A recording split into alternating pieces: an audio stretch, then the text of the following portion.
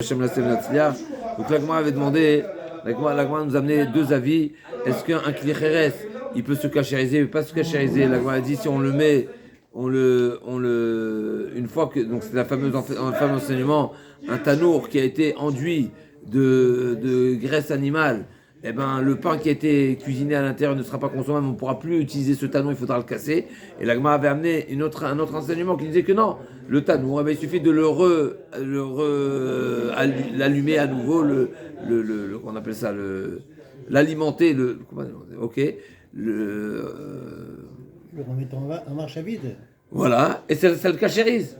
Donc l'Agma a dit, donc c'était la question sur Rav, comment c'est que Rav il a dit? L'Agma a dit non, en réalité Rav il n'est pas d'accord avec ça, et Rav il pense que un four reste, il n'est pas cachérisable, et c'est seulement un matechet, c'est seulement celui qui est en métal, et ça rejoint l'avis de Rabbi Yochanan, si je ne me trompe pas, qui disait que le four du Beth Amikdash, il était en métal. Mais l'Agma revient, d'après l'autre Mandamar, alors, deuxième réponse, l'Agma a dit non. Si c'est comme, d'après ceux qui disent que c'est oui cachérisable, alors pourquoi les ustensiles de Pessah, ils sont pas cachérisables? L'Agma a dit non, il y a une différence.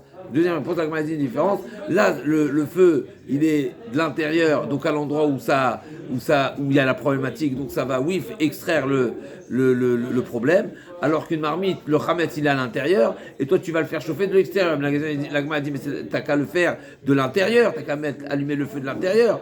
Et l'Agma a dit, non, on risquerait de vouloir, de craindre que l'ustensile va se casser, donc on va mal le faire. L'Agma a dit, ok, alors celui du Beth Amikdash, t'as qu'à le faire, on revient. Pourquoi celui du Beth Amikdash, au final, il était en métal, t'as qu'à faire en khéres, et là-bas t'as pas de problème. Encore le particulier peut-être, mais pour le Beth Amikdash, t'as qu'à le faire en khéres. L'Agma elle va conclure, réponse finale, que en réalité le tanour, il a un statut de klisharet. Pourquoi un statut de klisharet? Dans les mots, l'Agma elle va dire parce que, et là, tanour shel Mikdash, et là, Damar Nachman Varavoua, je reprends Tzadik Vavamoudbet, 5 lignes du bas. Et là, Damar Nachman Varavoua, Tanon Shem Midashel Matechetava, Nevi Decheres, Desiko et Bifnim, là-bas, il n'y a pas de problème, puisque il est alimenté de l'intérieur, le feu il est de l'intérieur, donc il est cachérisé, donc il n'y a pas de problème. C'est quoi le problème de faire un tanour en Kheres? C'est cachérisable, l'Agma a dit, qui va dire Kacheté al Lechem Apanim, Bafiatan Batanour, Jean Betanour, du fait que les pains, ils sont cuits dans ce tanour-là et ils se sont sanctifiés dans ce tanour-là. Donc c'est en les cuisant qu'ils deviennent kadosh. Avec les clicharettes, c'est considéré donc un clicharette. On sait, comme on a vu par exemple pour le sang, c'est en recueillant le sang que le sang devient sang et kadosh. Et donc là aussi pareil. Et on ne fait pas un clicharette en frère. C'est pas kavod. Des clicharettes des cheslo avdinan va filou. Et même si on a déjà appris que les clicharettes, on peut les faire en d'autres matériaux, pas forcément en or, en argent. Comme on voit ici, c'est en barzel, donc c'est pas forcément en or, en argent. Et il y a même un avis qui dit qu'on peut le faire en bois. Maximum bois ou cuivre, je sais pas c'est ok, mais pas en kheres. Va filou rabbi Tibir Abdel Lokama et la déesse aval de kheres. Donc ça c'est la conclusion. Donc pourquoi on revient?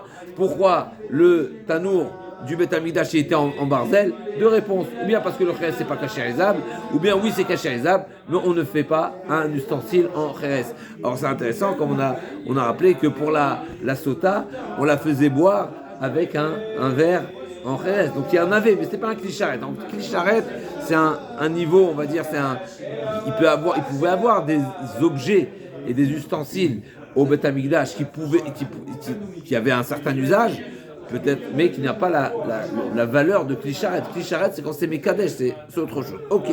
L'Agma nous raconte l'histoire. Rabbi Yitzhak Bar Yehuda, Avaragil Kameh, des Rami Bachama. Donc Rabbi Yitzhak Bar Yehuda, il avait l'habitude, donc c'était un élève, c'est pas marqué que c'est un talmid, mais Avaragil, donc il étudiait auprès de Rami Bachama, Shavke, à un moment donné, il a lâché, et il est parti rejoindre Rav Shechet, Vazil Rav Shechet, Yom Achat Pagabé, donc un jour, Rami Bachama qui a rencontré Rav Yitzhak, donc Rav Yitzhak il a lâché, un bonjour, Rami Bachama lui a dit, où tu es, d'accord, il a dit, pourquoi t'as changé de crèverie, d'accord, il lui a dit, Amarle al kaftan aktan recha ate la leyat.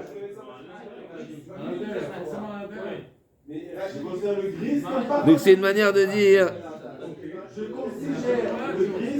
Mishum dazatlach les kameh de Rav Shechet Avelar qui Rav Shechet. Tu crois, c'est une manière de dire, parce que tu es parti rejoindre Rav Shechet, tu crois qu'il va lui ressembler? Amarle, Lav, Mishumachi, pas du tout. C'était pas ça la Rav Shechet qui était a priori, voilà, donc a priori Rami Bahama reconnaissait que Rav Shechet était plus grand. Et donc il lui a dit, tu étais parti rejoindre la cour des grands parce que tu crois que, n'est-ce pas, celui qui fait partie de la grande cour, il est grand. Il dit non, ça c'était pas ça mon intention du tout. Il dit à Marley, la Mishumachi, c'était pas pour ça que je suis parti voir Chet. Mar qui baena milta pashne misvara. Qui mashkachna batita pachala. Quand je te pose une question, et ben toi tu me solutionnes la problématique par une logique, par une par une logique. Et et donc quand je trouvais des enseignements, donc qui étaient des sources, une braïta qui n'était pas forcément connue, et ben j'avais de quoi objecter. Par contre, Rav Shechet, ben il a mitaminé, pas chez Matnita. Par contre, Rav Shechet, quand je lui pose une question, et ben lui il va s'efforcer à trouver une réponse, une solution à partir d'une Mishnah. Donc c'est irréfutable. N'est-ce pas? Parce que même si on a une braïta, la braïta ne fait pas le poids contre la Mishnah. Effectivement, c'est pas marqué pour ça que c'était son Rav. Mais effectivement, c'était peut-être un Chaver. Ok.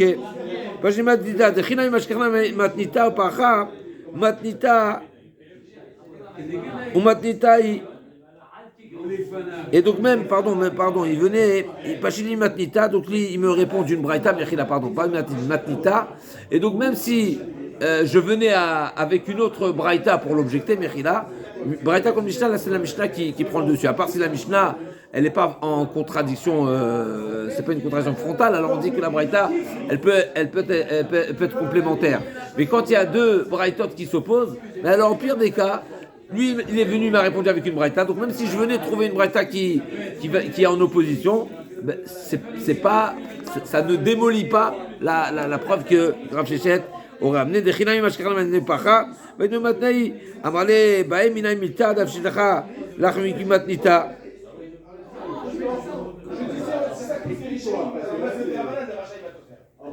Il lui a dit, pose-moi une question. Donc il a dit, tu sais quoi, on va faire un essai. Pose-moi une question et je vais te répondre sans la braïta, mais que ça a une valeur comme une braïta. C'est-à-dire que tu pourras retrouver dans une braïta. Et donc il a demandé, donc s'il a... D'accord, donc s'il a fait usage d'un ustensile, mais il n'était pas totalement posé sur le feu. Donc c'est mitzat kli. C'est intéressant que ça devient mitzat kli. Alors, si tout le fond il est rempli, a priori, qu'est-ce que ça change si c'est en partie ou pas en partie? On sait que le feu, ça, n'est-ce pas, un kli rishon, c'est un kli rishon. A priori, il faut comprendre la question. Mais en tout cas, il lui a dit, est-ce qu'il est nécessaire d'appliquer la règle de ce qui est marqué dans la Torah, donc de faire le rinçage, etc., complet ou pas? Ou bien entaun midé d'aveaza, peut-être que je le comparerai à le vêtement qui a été sali éclaboussé par le sang, où c'est pas forcément nécessaire de laver tout le vêtement, il suffit de laver seulement l'endroit du sang. Midé d'aveaza, l'agma a dit, donc il lui a dit enotaun midé d'aveaza, donc il lui a répondu. Donc il lui a demandé, Bichel Bemitzatskili, Taon Rika Shtifa ou Entaun Amarle, Entaun, pourquoi Midé d'Aveaza? Donc il lui a fait la comparaison. Rabbi Tzrak a posé la question, Rami Bahama lui a répondu, et il lui a répondu par une logique, Midé d'Aveaza, donc il a fait une comparaison aux vêtements. Il lui a dit, Valotanachi, Amarle, Mistabra, Kebeget, Ma Beget Entaun Kibus la Makom Adam, Afkedi, Entaun Rika, Veshtifa la Makom Mishul. Donc il lui a dit, toi, tu m'as dit que je pourrais trouver dans une braïta un enseignement qui rejoint cette solution, c'est ce que tu as tranché. Il n'y a rien, ça ne figure pas. Il a dit oui, mais c'est une svara, c'est une logique. Amarle, midame, dame le papéa, bichou le papéa, quel rapport? L'un c'est à froid, l'autre ça bouillonne. Donc quand ça bouillonne, ça s'étend. Par contre, le dame, tu ne peux pas faire de comparaison au sang. Véotani, en plus de ça, j'ai une braïta qui va à l'inverse. Pourquoi c'est marqué Chomer Baza Amerika Shtifa? il y a une khumra, donc il y a une exigence concernant le vêtement, donc le sang qui est giclé sur un vêtement qu'on ne trouve pas dans un ustensile où on a on a cuisiné, on a fait cuire, d'accord, des aliments de Kodesh, et vice versa aussi. Chomer Baza Amerika Shifa et Chomer Amerika Shifa Baza. Donc il y a une particularité, il y a une exigence dans l'un qu'on n'a pas trouvé dans l'autre, et vice versa. Chomer Baza Shaza Yeshna Bechatot Achetsonu Bechatot Pnimiot. Comme on a vu dans la Mishnah, la notion de Khatat, ce que la Torah parlait du Khatat, c'est aussi bien le Khatat qui est consommable, celui qui n'est pas consommable. Les deux sont expiables, comme on a vu dans la Mishnah, même si on ne parle pas forcément de tous les korbanot, mais on parle de tous les Khatat, même ceux qui ne sont pas réalisés à l'extérieur, ou qui n'est pas consommable. Khatat Pnimiot n'est pas consommable. Malgré tout, c'est un Khatat qui est expiatoire, et donc on l'a comparé, et alors que Vieshna Lifnei Zrika, Machen Ken, Bemerika Veshtifa. Et donc c'est une règle qui s'appelle même avant la zrika, donc avant le service. C'est un sang aspergeable qui a cette kedusha, et dès le moment où il a été réceptionné, s'il a giclé sur un vêtement, il doit être lavé, alors que ces règles-là ne s'appliquent pas pour Merika ou Shtifa. Merika ou Shtifa, c'est seulement pour un commande khatat qui est cuisiné. Qui est-ce qui est cuisiné? C'est pas les khatot apnimiot. Khatot apnimiot n'est pas consommé. Machen ken, Merika ou Shtifa. Et donc forcément c'est seulement après avoir, quand est-ce qu'on cuisine la viande du khatat, mais c'est seulement après avoir aspergé, et seulement s'il est consommable. Et chomer bibrika vishtifa. Et par contre, il y a une particularité dans le devoir de laver un ustensile qu'on n'a pas trouvé dans le vêtement. Chez Amerika vishtifa noeget ben bekodesh kodashim, ben kodesh kalim, bichlat, ça s'applique même dans kodashim kalim. Et deuxièmement, Bichel b'mitzat ton Amerika v'shtifa v'kolakli. Et deuxièmement, c'est qu'il faudra laver et nettoyer tout le cli, même s'il a été seulement une partie qui a été utilisée, comme on a vu, Machen ken ba'azam, comme on a vu la logique qui fait une différence. Toi, Rahim Bachama, tu as voulu comparer aux dames, mais bien sûr, c'est pas comparable d'abord par logique. La logique, c'est pas comparable. Et deuxièmement, c'est que c'est explicite dans la Braïta que le cli doit être totalement lavé. Il lui a dit, Amarli Itania Tania, donc là aussi, il a reconnu que s'il a une braïta qui disait l'inverse, même si à nouveau c'est intéressant parce que même la logique nous dit que c'est différent, malgré tout il a dit je me plierai s'il y a une braïta qui va dans le sens inverse. Tamama yamarka ve'im bikline choshet bushala va filu misat keli bikline choshet morajusel bamaim va filu me miksat keli. D'ici on apprend même si une partie du kli a été utilisée,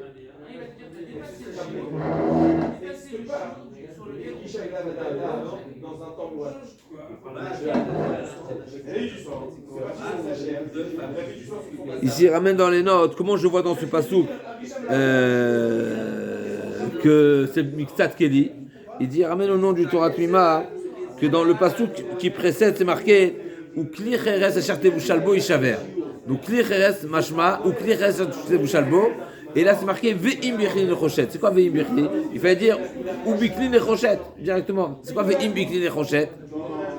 Alors que dans Kli Cheres, c'est marqué Bichlin Echartevu Shalbo. Donc Kli Cheres, effectivement, ça marche pas tout le Kli. Là, c'est marqué Ve'im Bichlin pour ne dire que même une partie du Kli. Ok.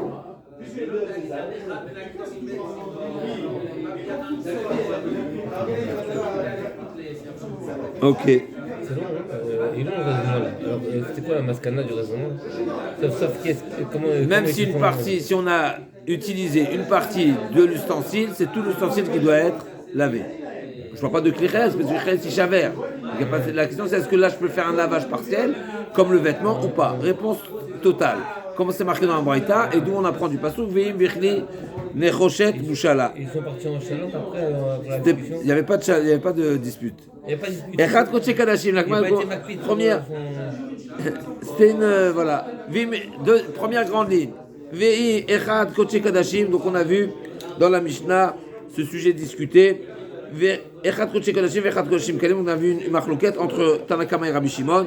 Tanakama dit cette règle de un ustensile dans lequel on a cuisiné du Kodesh, eh ben il doit être cassé, Kli Cheres.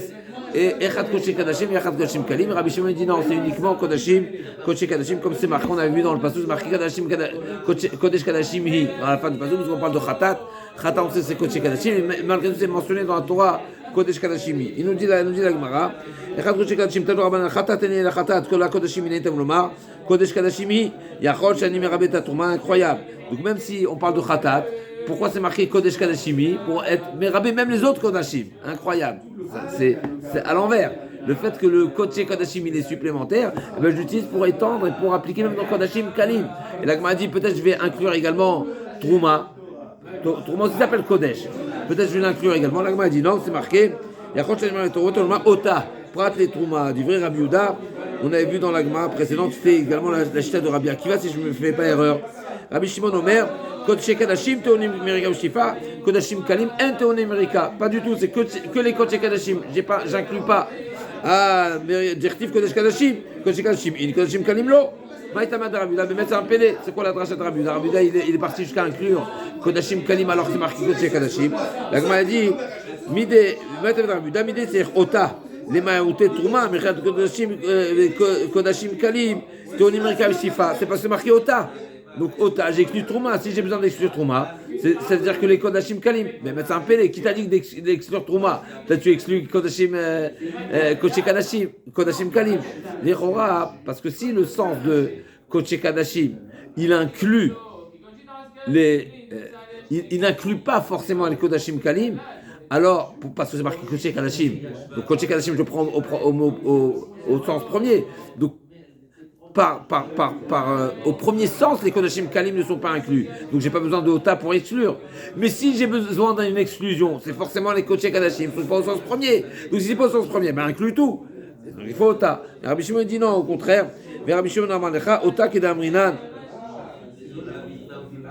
Vetruma Lobaya Shtifa Umerika. Rabbi Shimon Amalecha, Ota Kedamrinan.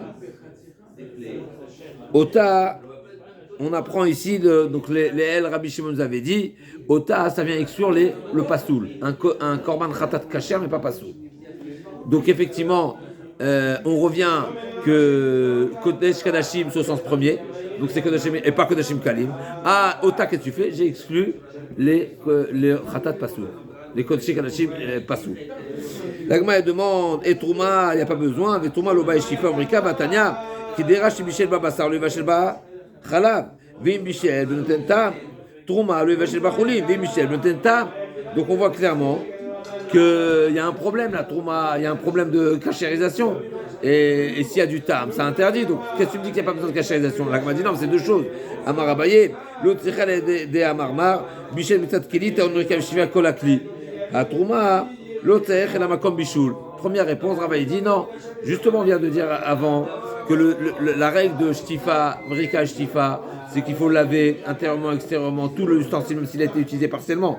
Et ça, je ne l'applique pas dans Trouma. Mais effectivement, dans Trouma, il faudra également cachériser partiellement. Ravaï dit pas du tout, c'est pas ça l'idée. Ravamar Utsichel Aedam Armar, Bemaim, Velo, Beyaim, Bemaim, Velo, Bemazou. Ah, Filou Beyaim, va Filou Bemazou. Donc là, la question, c'est de quelle manière tu vas le laver, comment tu vas retirer le goût. Est-ce que le Kodashim c'est seulement avec de l'eau, alors que les autres c'est même avec un autre liquide, même avec du vin? Rabba Baroula, Marlo Tsechela de Amarmar, Miriko Shifa Betsoned, il faut la rincer à l'eau froide. Ah, Filou Bechamin, là, alors que là c'est avec de l'eau chaude. Anicha Lemanda Amar, Mirika Shifa Betsoned, Lemanda Amar, Mirika Shifa Betsoned, Mirika Bechamin, Shifa Betsoned, Mekelma. Shtifa et terre. Même d'après le Mandamar qui dit que Merika et Shtifa c'était à l'eau chaude et à l'eau froide. Alors c'est quoi la différence? C'est qu'il fallait faire une Merika, il fallait faire un rinçage supplémentaire pour le Kodesh qui ne s'applique pas dans Trouma. Alors il nous dit dans la réponse de Abaye, quand Abaye il a répondu Amar Abaye des Amarmar Michel Moussat Keli, c'est qu'il nous dit effectivement, bien sûr qu'il y a besoin de cachérisation. Je lis Rashi, Amar Abaye Modina d'Agala Abaye, il faut Agala. Donc on parle de Agala ici. Velon Sechai des mythes mitorat Merika ou Shtifa. Et là, Makom Bichoul. Donc il y a besoin de cachérisation, seulement ça dépend combien. Donc ça veut dire que Rashi comprend que l'América et Shtifa c'est cachérisation. C'est pas seulement rinçage. Après on va voir que c'est. D'accord.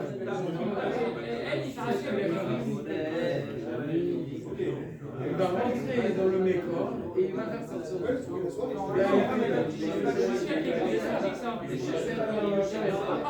Après de la Gemara, c'est marqué Mrika Veshtifa Betsonen. Ha filou bechamin. C'est quoi filou? C'est pas filou, c'est dafka bechamin. Donc j'ai un problème ici. Je vais juste voir si j'ai une note. Mechila. La suite, que l'América Veshtifa, c'est en deuxième temps, c'est après la Agala. Donc on a Agala plus Merika Veshtifa. Et cela, la Gemara demande que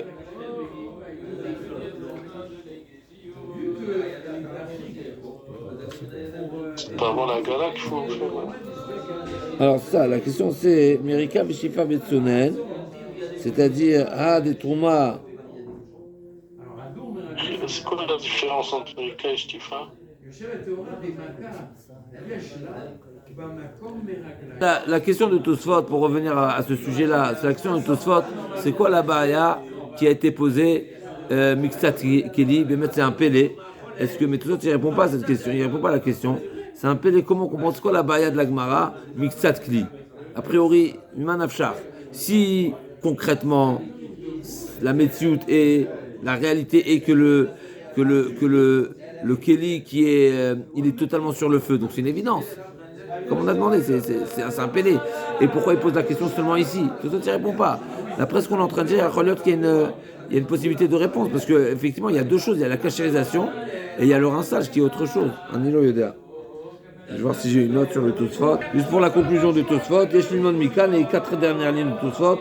Yesh Limon Mikan, des Kelima Asurim Shimaginan, Inter les Shotfan Betsonen. Il n'est pas nécessaire, après avoir fait Agala, de les rincer à l'eau froide. Effectivement, la Gemara nous dit qu'il n'y a pas besoin, même si notre Gemara ici nous dit qu'on n'a pas besoin, c'est le minag, mais de la Gemara il en sort qu'on n'a pas besoin. On avait vu également Tosfot dans Avodah Zarah, à la fin d'Avodah Zarah, je vais quand même revoir le Tosfot. On avait vu également ce sujet.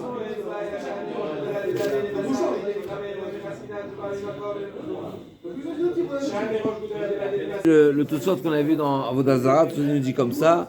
Ou Machenagou la saute la tête cli, je lis Tosfot dans Avodah Zarah, Dafaïn Vav Amoudalef en bas de la page. La tête cli à Mug'al Bemaim Tsonenim Miyalacha Agala, ce qu'on a l'habitude de mettre dans l'eau froide.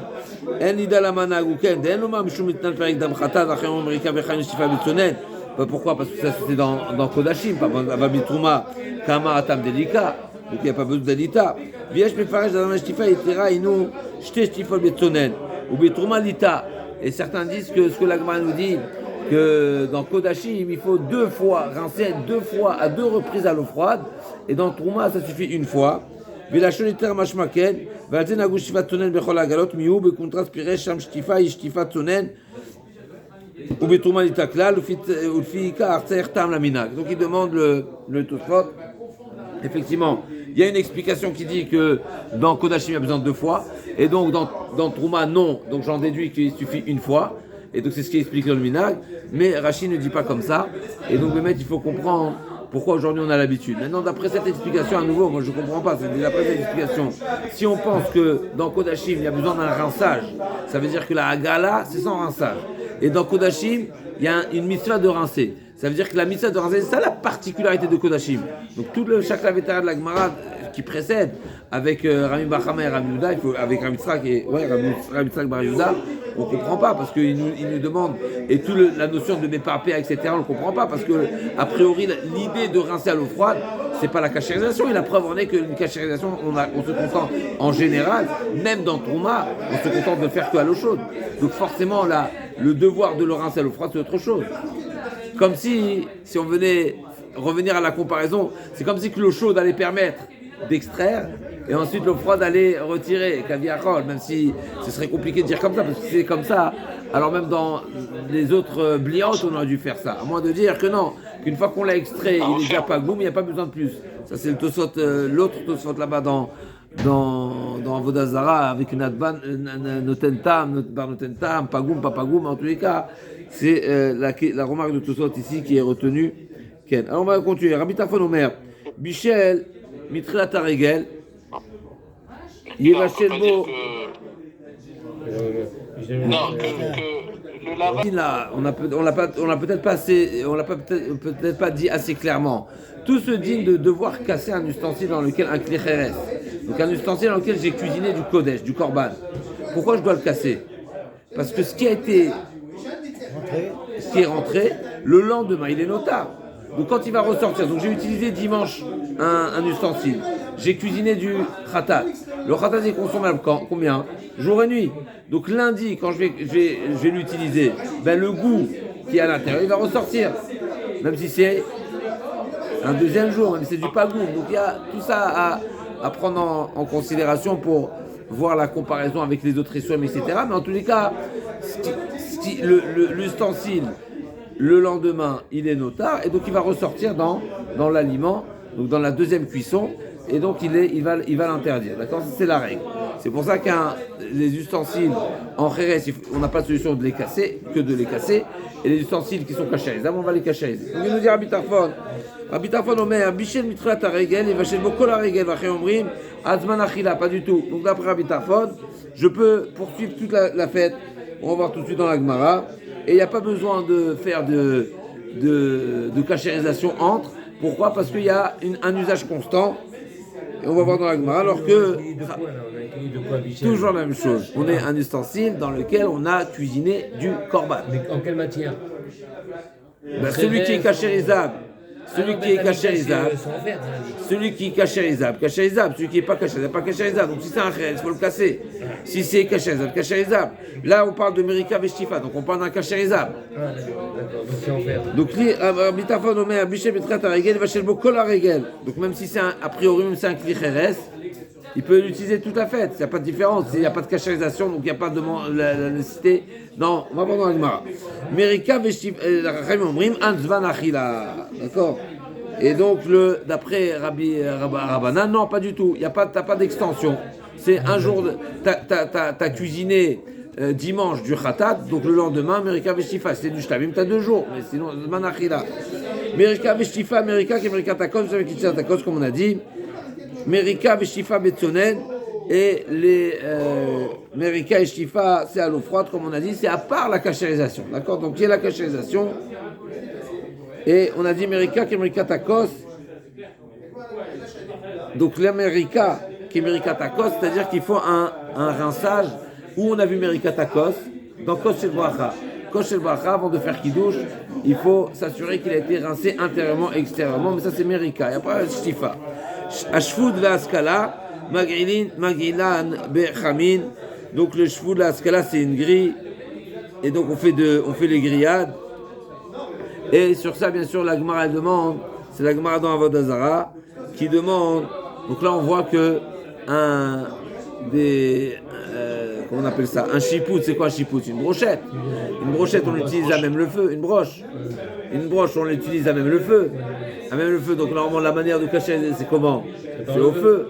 Et là c'est marqué à l'eau chaude. C'est la question de la Gemara. La question de la Gemara dans Avodah Zarah. L'Agma a dit, Maïtama de Rabbi Tarfon. Donc Rabbi Tarfon nous dit un chidouche que la marmite dans laquelle on a cuisiné le korban, on a toute la fête pour l'utiliser. Donc ça veut dire qu'il n'y a pas de digne de nota. Incroyable. L'Agma a dit, Maïtama de Rabbi Tarfon. À Marley, donc Rabbi Tarfon nous dit qu'on pourra le laver à la fin de la fête uniquement. On n'a pas besoin de le laver tous les jours. L'Agma a dit, il a marqué, le pasuk qui dit, Asana Katou. La Torah l'a considéré, mais la fête elle dure combien de jours? La fête elle dure combien de jours? 7 jours, 8 jours. Et malgré que c'est marqué le lendemain de la fête, tu rentres à la maison. Le lendemain de la fête, mais il y avait 7 jours, c'est pas le lendemain. Donc l'Agma elle comprend. L'Agma elle doresh, il doresh que la Torah elle a considéré toute la fête un jour. Tu auras le lendemain d'un jour, c'est comme un jour. L'Agma dit, alors c'est comme ça. Alors il n'y aura pas de pigoul alors. Il n'y aura pas tous ces dignes de nota de pigoul, du hors temps et du hors temps et du que ce soit pour le pigoul ou pour le notar, ne s'applique pas seulement s'il a pensé manger après la fête ou s'il a laissé après la fête. Et là,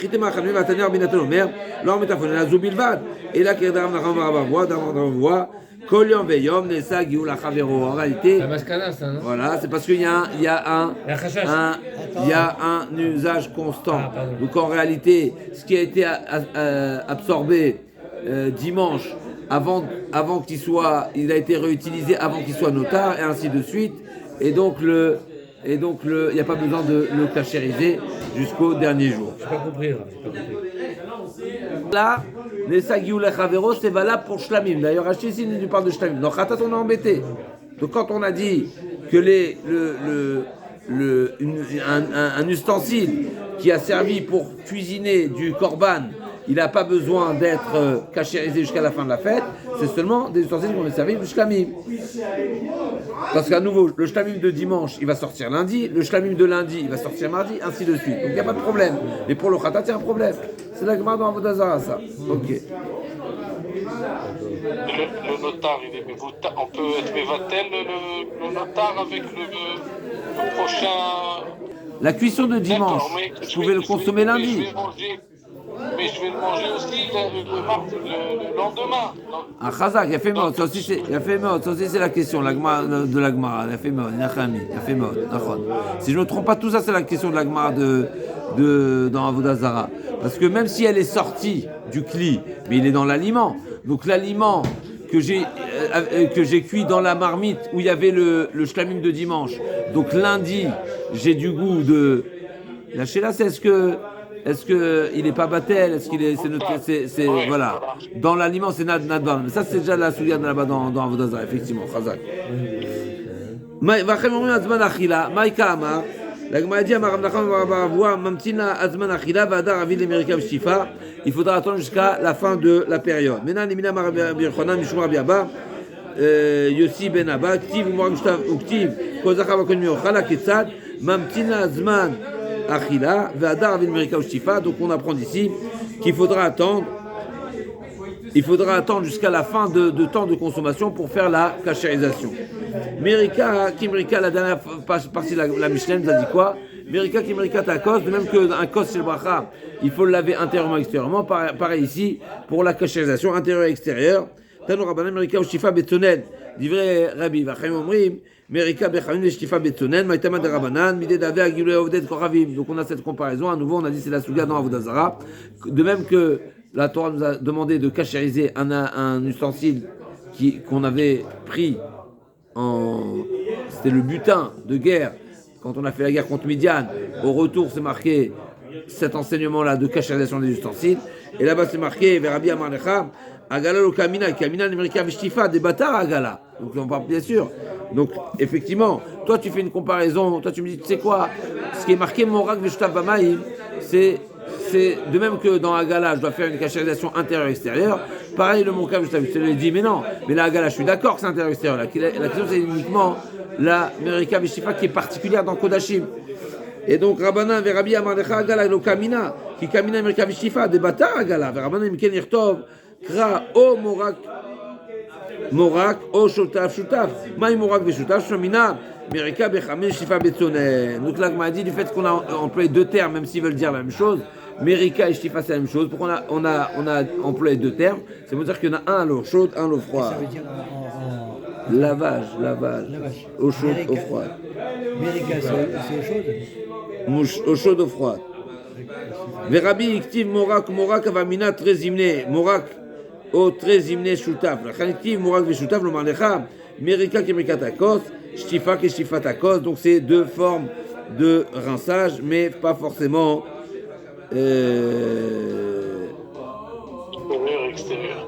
Donc c'est pour ça que